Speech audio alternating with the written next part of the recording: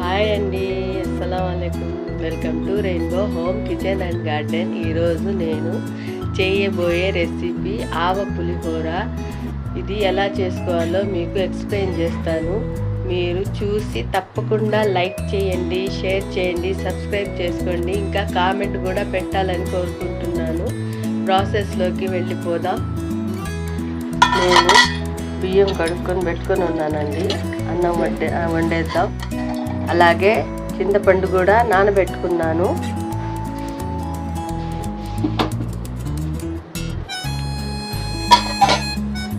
ఈ చింతపండు రసం తీసి పెట్టుకుందామండి.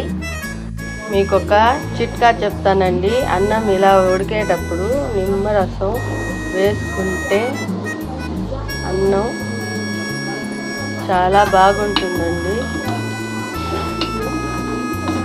పులిహోరకి చాలా కంఫర్ట్గా తయారవుతుంది. ఇంకా ఆవపిండి తయారు చేసుకుందామండి. దీనికోసం స్టవ్ వెలిగించి ప్యాన్ పెట్టుకున్నాను. దీంట్లో ఆవాలు, ఎండుమిరపకాయలు వేసి దోరగా వేయించుకోవాలి.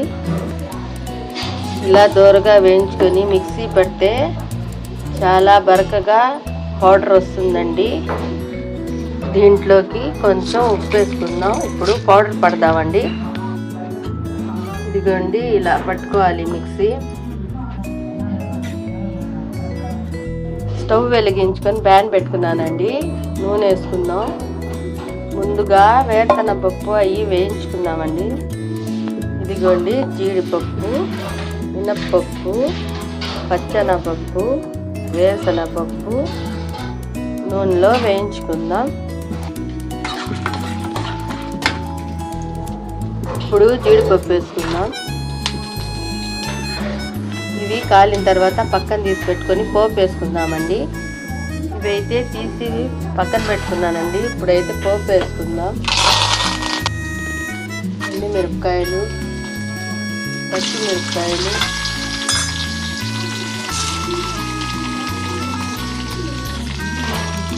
ఆవాలు, జీలకర్ర, ఇంగు వేసుకుందామండి. ఇది పులిహోరకి చాలా టేస్ట్ ఇస్తుంది. ఇలా అయినా వేసుకుంటే అది కరిగిపోతుందండి. వీటికి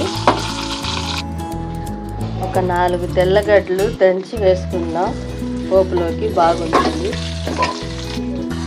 ఇప్పుడు చింతపండు పులుసు వేసుకుందామండి. దీంట్లో కొంచెం ఉప్పు వేసుకుందాము. దీంట్లోకి మెయిన్ కలర్ రావడానికి పసుపు వేసుకుందామండి. ఉడికిన అన్నం ఇలా చల్లారి పెట్టుకున్నానండి ఒక పాత్రలో. దీంట్లో ఉప్పు వేసుకుందాం. మనం అన్నం ఉడికించుకునేటప్పుడే వేసుకోవచ్చండి, నేను మర్చిపోయాను. దీంట్లోకి ఇప్పుడు ఈ మిశ్రమాన్ని, చింతపండు మిశ్రమాన్ని వేసుకుందాం. కలుపుకుంటున్నాను. ఇది బాగా కలపాలండి. ఇది కలుపుకున్న తర్వాత ఆవపిండి వేసుకోవాలండి.